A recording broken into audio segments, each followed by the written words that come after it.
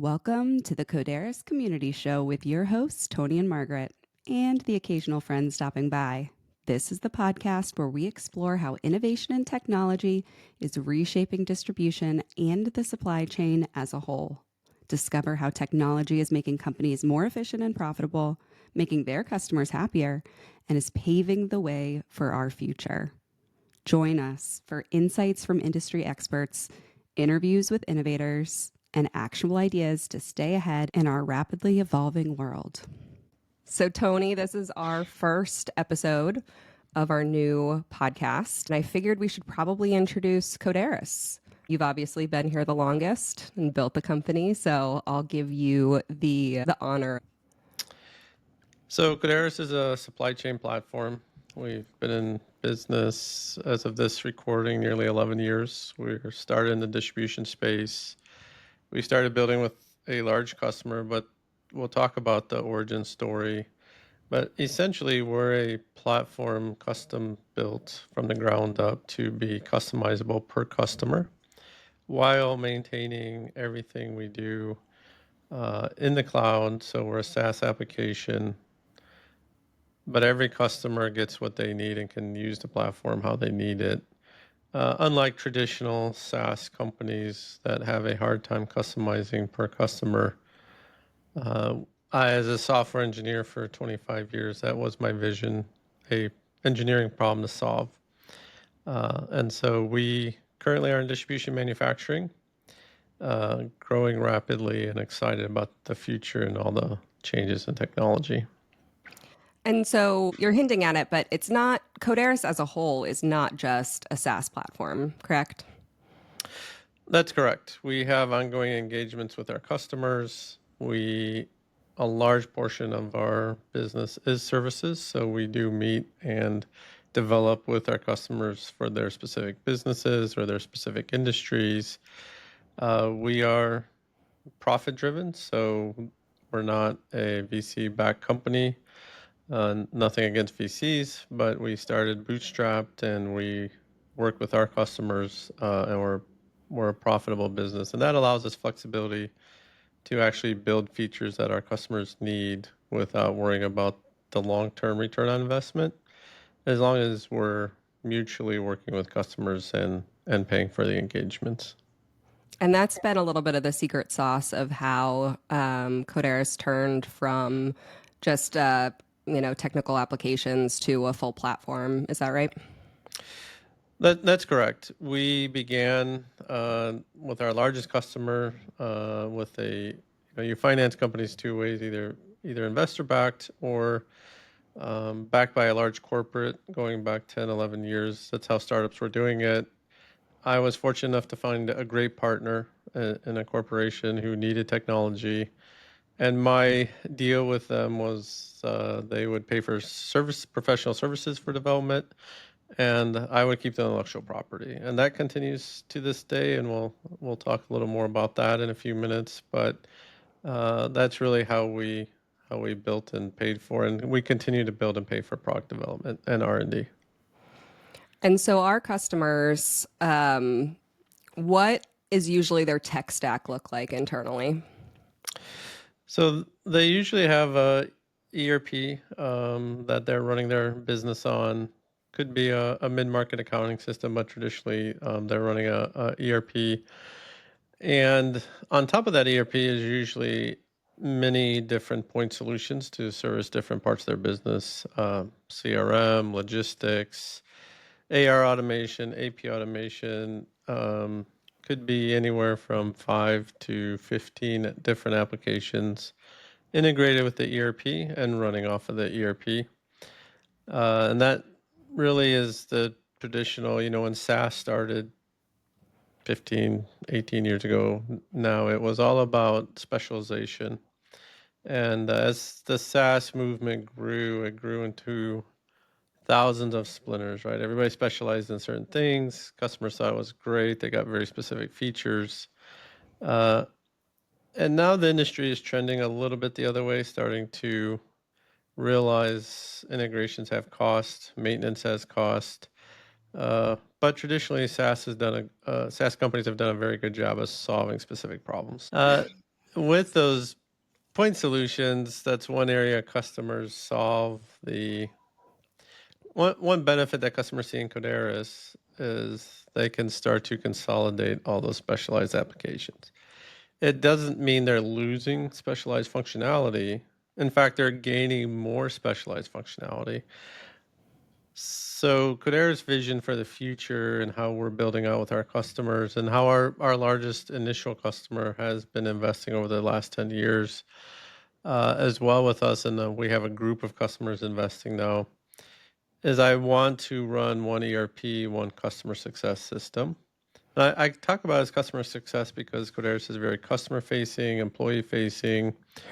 ERP is great at high transactional volumes, accounting, all those things that are very critical to business operations. They weren't built 20 years ago, 15 years ago, focused on customer experience. So we're seeing trends from very large companies in different industries to consolidate down, and they're actually building a lot themselves. The very large companies that can fund it. One unique thing about us is we're doing the same thing, but with a group of customers and a continuously expanding group of customers, almost like a technology association, because we also do roll features back to every customer free of charge. So it's almost like you're investing in your own company, but your department's getting larger and larger from IT infrastructure, which is pretty neat. It's working really well for us. But what customers do see is a lot of savings as they can combine down SaaS applications. And look, SaaS applications with investors, they have to return money to their investors. So they're always looking at charging more. How can we make more? Normal business, every one of our customers wants to make more. But because we're offering this one consolidated platform with these unique applications built on top of it, we can supply the needs of what maybe 3, 4, 5 other applications are doing for one price, one cost, one integration. And so there's a tremendous cost savings, not only the cost of those applications, but maintaining those integrations, maintaining upgrades. So it becomes a real game changer, and you're on one unified platform, which is going to be important in the future with AI and conglomerating your data and making sure you're restricting that data, you're understanding what's happening with your data. The tech world is changing fast, as we all know. Yeah, absolutely. And so when we were starting to think about this podcast, what was the main driving force behind what we're going to do here over the next couple seasons of this podcast? So one of the things I really enjoy doing is talking with customers, the community, talking about their tech challenges. As a software engineer, I'm love to solve problems or hear about problems and theorize about how they could be solved. We're building a lot of technology in a lot of areas. We meet with customers either weekly or bi-weekly. We talk to them about their business, what they're working in. I talk with executives about industry challenges, about where could we be in a year, what's huge problems we might be solving. And hey, look, sometimes we're building features that aren't going to be delivered for 3 years. And we're exploring, we're iterating, we're talking to people, we're showing them prototypes. So I just felt this podcast could fulfill a need where other people want to hear, they want to listen, they want to understand and learn from their peers, from us potentially. They also want to think about or contribute to conversations. It's extremely difficult to do that by email or one-off meetings or even in-person meetings. Sometimes we'll go on site for 2 days, visit with our customers, talk to their departments, learn about their operations. So how do we do that scale? How do we bring the community together as, again, almost a association of like customers and really allow others to learn or contribute at scale? And we felt the podcast was a great way to do that. Bringing the community in, it's not necessarily about Kodaris. It's about how we're solving business challenges together or what business challenges we're facing or dreaming about the future. What could we build that would be amazing that eventually we could bring to market or solve really big challenges in the industry? And as we bring on folks, I'm sure that they'll have their own point of view on topics that they want to talk about, which is really exciting to have that kind of community driven approach. But you specifically, what are you seeing in happening right now in distribution and the supply chain that you're excited to unpack this season? So everybody talks about the benefits of AI and the go forward path. But I think if we step back and we take the shiny off AI, to us, AI has to deliver real business value. So it's not just about AI, it's about analyzing operations, analyzing different things we're doing, because those are hard things, right? They have to be integrated, it has to be turnkey, it has to show value. Those are our like markers. But the world is also becoming much more interconnected. The finally the a lot of the industries are maturing. APIs are coming out. There's ways to interconnect quite easily. We have more automation capabilities. So even if you're not touching AI, processing documents with AI and processing different things is becoming faster and much lower cost. So how do we actually automate more where maybe the user doesn't even know the system's using AI? It's embedded, it's happening. But how do we automate more operations, more decision making, surface better data, um, and use AI to augment? And I don't. It's not about replacing humans. It's about augmenting their ability, making them more productive, making the business more productive, which I view as a way to for our customers who in distribution you touch everything, deliver more efficiently, drive or let them optimize their company and their pricing and maybe deliver lower cost to every consumer out there because the supply chain can get better. And so I see a lot of opportunities. It's going to be a multi-year thing, but talking about inefficiencies, where they're at, where the data is at, how do we solve them? All that has to be done before you even think about AI, because AI is still just data. It's automated processing of data. So we're finally getting to dig deep into operations and invent new ways to operate companies, to interact with our customers, to interact with deliveries, and automate those workflows to make employees' lives better, customers' lives better, and also the end users' lives better. Over the last 15, 20 years, we've had such an ability to build technology to automate, but it kind of got to a certain point of like the bigger, hairier problems either took too much bandwidth to automate or too much data processing. And it feels really like we are on a cusp of this new world or this breakthrough that we can start to look at different business challenges because we have this kind of accelerated tool that we can use. Yes, and I think the acceleration, it's driving the large tech companies who are working on all the AI to change, to offer automation and things at a lower and lower price. It used to be there were only a few companies who did AI well, but with open source and with the democratization of AI, it's bringing in the IT costs at a lower and lower rate, which allows more people to take advantage of it. The tooling's getting better. And now it's almost like a space race for the industry against other countries. So we're all going to benefit. So Kodaris, we leverage AI, and then we build some of our AI on top of that to enhance it for our industry.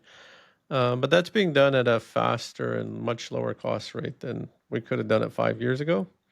So the doors are open, but now the challenge is defining it, defining the data, defining the process. There will be a lot of big losers in AI. It's kind of like cryptocurrency has been out there a long time now, and there was a ton of losers, and some people are making it, right? And I view that the same thing as AI. There's a huge rush to win big with it. We're a little bit more deliberate, and how is this? If we invest in this, how is this going to deliver value? How do we engineer value for our customers while leveraging it? And so we're not an AI company, but we are going to leverage AI extensively. Um, and so the whole industry, I refer to it sometimes as the Windows 95 moment. Uh, all of a sudden, PCs came out and a Windows 95 operating system, and people could use them, and then the personal computer space exploded. I think we're at that moment with AI about a year ago.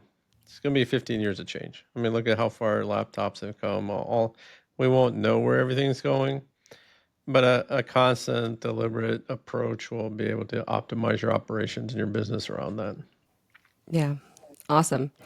And let's chat a little bit about your goals for this podcast. It sounds like we have a lot of conversations. I could dive into that AI conversation right now, but this is just the beginning of the season. When you're thinking about what this podcast could do, what are the goals in your head around what this could accomplish? So I think this could help facilitate, transform the industry. This is not about us. I'm a big believer in, and I forget I don't know if it was Google or somebody years ago said, hey, technology can float all boats and we're okay with that. Right. So I look at it as Kodaris obviously is a company. We sell product, we sell services, we engage with customers, but also we're happy to help contribute to the community. If we're not a good fit, that's fine. We're not going to be a fit for everyone. We're not going to have the tool set for absolutely everyone. Although I think we can get there. But as we go along, I hope this podcast will contribute knowledge, ideas, even people take back to their business and say, I never thought about that, but we could do that differently, or we use this tool set. I can apply that concept. And also just give people open forum to think big, because we love innovation. We're constantly innovating, obviously. And too many times folks are in their business every day. They're working, they're trying to deliver service to their customers, stepping out a little bit and thinking about big picture ideas, how to optimize or improve. Um, Sometimes a little external, social, thinking through things, listening.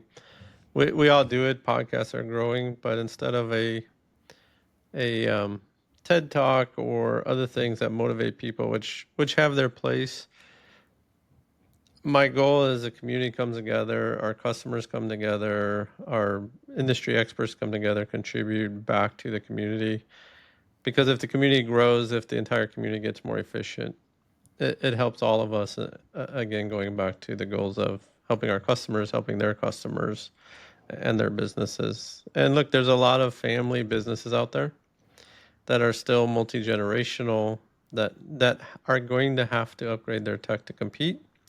So why let, nothing against private equity investors, but there's a lot of companies just shuttering or getting purchased and rolled up because they don't have the technology skills to compete. And so there's a big shift here, but together as a community, I think those multi-generational family businesses can continue and thrive. But the world's changing and they're going to have to change with it. I like that. I think that having a space or a place to go to take a brain break from the minutia of the day-to-day operations and jump up to a higher level is really important. But where can you find time or place or even the right conversation to do that? So I think that's a great goal. And your peers, right? Yeah. In your industry. Yep. Um, so it, I think there's opportunity there, and I would find it interesting. So I guess that's part of why this podcast is there as well. Build what you want to see in the Yeah. world, right? If you want to listen to it, then that'll be a benefit. Right. Awesome. So I've heard the story of the origin of Kodaris a couple times, and I think it's fascinating, right? It's completely different from my background in VC-backed tech startups of how the idea started and what kind of took place. So, can you walk us through 11 years ago what Kodaris was? Was there the vision back then, and how it came to be the company it is today? Sure. So when I look back 11 years, I had just left a company in Silicon Valley. Um, had about $20,000 in my pocket, 6 kids, a family, and decided I'm going to start a company. I asked my wife, and she said, "Do it now because you'll be too old in a few years." So, I decided to do it. I was familiar with how Silicon Valley worked. I had lots of friends that were VCs. Um, my first idea was around financial services. The engineering problem I knew, right? It has to be customizable for big enterprise, global rollouts, all these different things. The space, the market fit, I didn't have yet. So I took a few months and I pitched ideas to different folks. I had some big banks in Asia I was pitching to. Didn't really get traction. Uh, I was doing part-time consulting before between jobs before I started in Silicon Valley a few years before that, 3, 4 years before that. And I went back to, he's actually one of our co-founders now, and said, "Hey, do you have any part-time consulting?" He says, I do have this company in Atlanta. They need 10 hours a month or 20 hours a month. I forget what it was. Uh, and he said, you can work with them because I'm busy on big projects. So I worked with them a few months, and then I was there talking to one of the founders one day and on site, and his name was Dick, and I said, and it was amazing to me because they were $1 billion in revenue.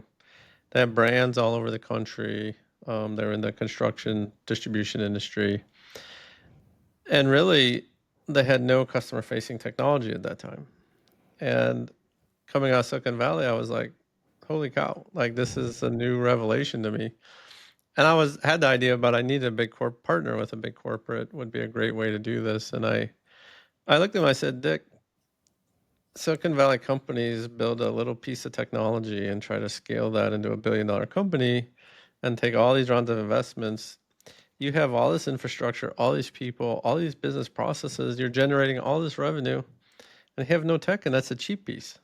Like, you're probably leaving $1 billion on the table. Can I build some tech for you?" Yeah. Um, so he looked at me and he said, "God bless you, Tony. Let's do something, right?" So we defined a pilot kind of around their websites, e-commerce, things like that. Start small. We drew up a contract, and I came in to the boardroom to talk about signing the contract. And the CEO at that time, Alan, was there, and he looked at me, and I still remember to this day. Everybody's around the table, and he said, "Tony, how are you going to make money?" And I said, "Well," I said, "I'm going to build you a product. You're going to pay me professional development services, and I'm going to keep the IP." And he said, "So you're going to sell to all of our competitors?" I said, I don't think so, Alan. The market's very big. I want to go places." He said, "Okay." So we started the project. Of course, we delivered it. They wanted to see the next phase. And as we grew the technology, then they allowed me to, after we had something that their companies could use, they said, "Okay, now you need to go out and see if anybody will use it," Hmm. which was a great, um, Kick in the pants. well, at the time, it was a great motivator, right? Because my whole project was based on adoption then. So really, they wanted this, they had invested, but they wanted to see if this was actually something people would use. I said, "So you're going to pay me to travel the country, visit your yards, visit your customers?" And they said, "Yeah, go see if anybody use it. We'll see how it goes." So I was fortunate enough to travel the country, and they paid for it. But I was able to get a great market education and distribution. I visited tons of people. I visited their customers, and I did get people on the system. I learned about the product. I was able to watch people use the system live. So everything you say a good tech company needs to do, I was able to do. They were funding it, and of course, as we had adoption come and customers were on it, they were getting return on investment from very early on. So they could see that, and so we kept doing that. In the meantime, they were also growing. They were purchased by private equity. Eventually, they went public, and they grew 500%, 600%. over the next 8 years. So we were absorbing that growth because they were putting those new companies on Kodaris. But once we had one module like commerce, we talked about they had to make a decision how are they going to collect payments for invoices. So they looked at the market applications and they said, Tony, can you build this? So being from financial service, I said, sure, I think I can build that.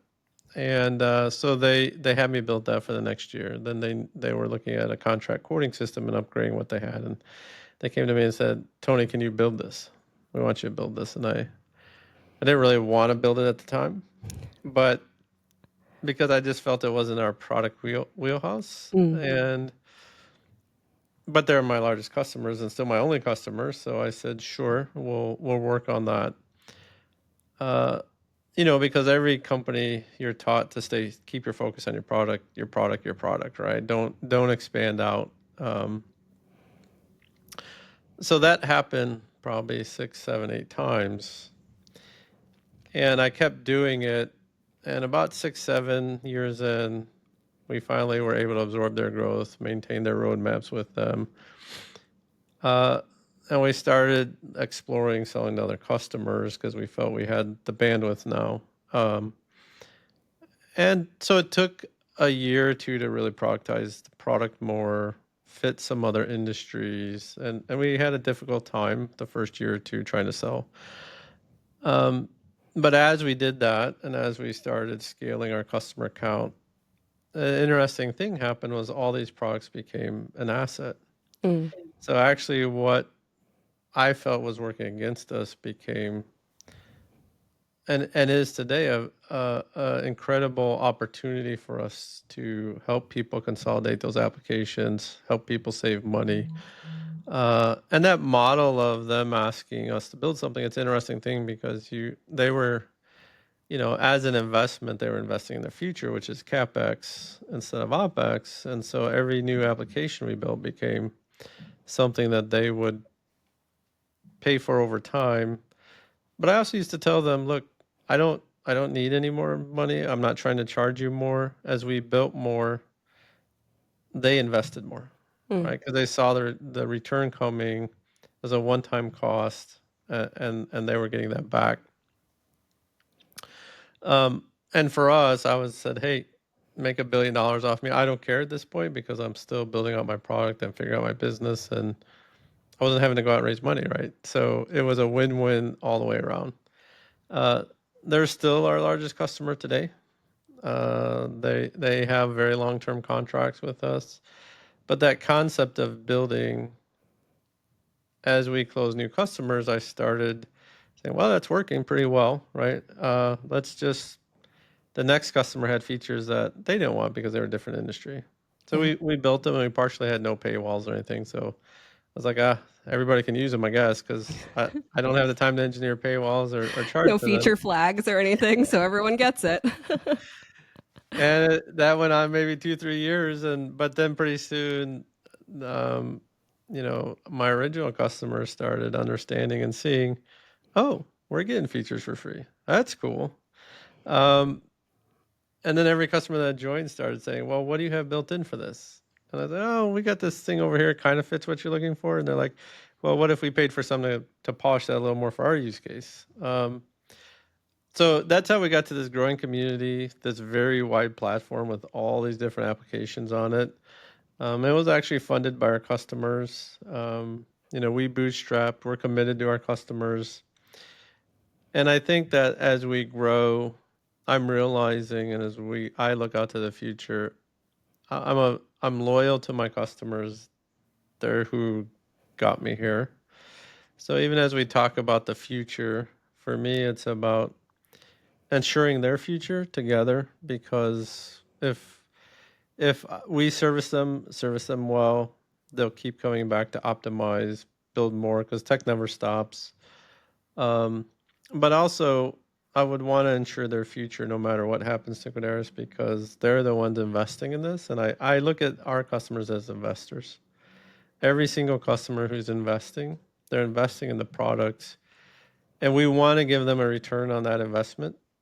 Uh, and that's just the way I've always looked at it. So that goes back to our original model, right? So it's almost like every time we do development for a customer on a feature that will go into the core product, which not all things do, we have investors that are contributing to the products, and other people are getting those returns. So it makes economic sense, it makes business sense, and it's just a great win-win that I can't claim that I had this planned. It came about by accident, but it's working really well, not only for us, but for our customers as well.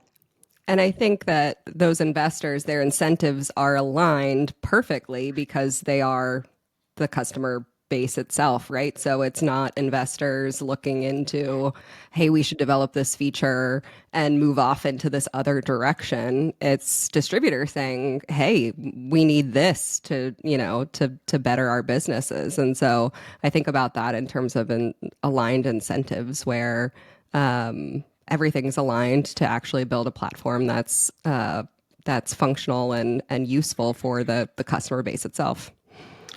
That's correct. And going back to the original question of why this podcast. So the question is, how do we accelerate that?